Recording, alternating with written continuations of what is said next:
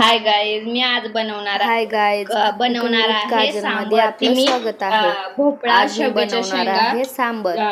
मसूरची खूप डाळ, सोप्या मुगाची पद्धतीने डाळ, मसूरची डाळ, मुगाची डाळ, तुरीची डाळ घेतलेले हे तिन्ही शिजून मिक्स छान.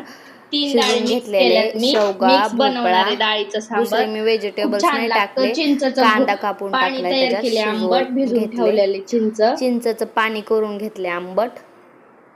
सुहाना मसाला पुडी, हळद आणि मी छान शिजून घेतलेली, एक शिट्टी घेतलेली कुकर मध्ये, बघू शकता. खूप असे छान आज बनवणार आहोत आपण सांबर. तेल छान घेतले. गरम झालेलं आहे.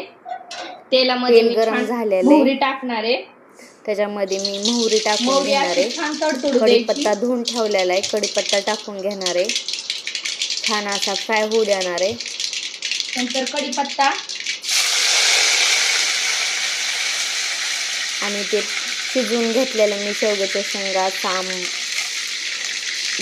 सांबर मध्ये मी हळद मीठ टाकून शिजून घेतलेले सांबर. सांबर मध्ये हा मी मसाला टाकते, सुहाना मसाला पुडी आहे, सांबर मसाला. त्याच्यामध्ये आता मी मिरची नव्हती सांबर वाळलेली, ते त्याच्यामुळे शिजून मी घेतलेलं पूर्ण तडक्यासाठी टाकून देणार आहे. मी हे करत. मीठ, हळद खूप छान लागतंय. शिजवताना बघू टाकलं शकता होतं, तुम्ही, त्याच्यामुळे आता छान असं गरम झालेलं आहे ते.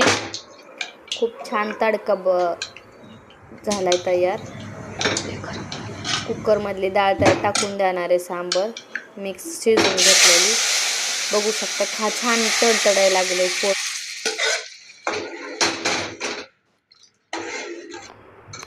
बघा छान झाले. नक्की ट्राय करा. खूप साधी रेसिपी आहे सांबर, कुकिंग विथ काजल. खूप छान लागते सांबर. नक्की कमेंट करा, नक्की ट्राय करून बघा कशी वाटली आजची रेसिपी सांबर. बाय. लाईक करा, शेअर करा.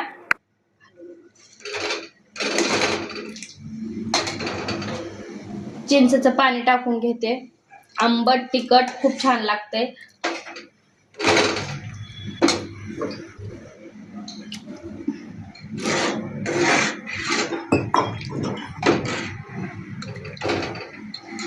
लाईक करा, सबस्क्राईब करा. Cooking with Kajal. बाय.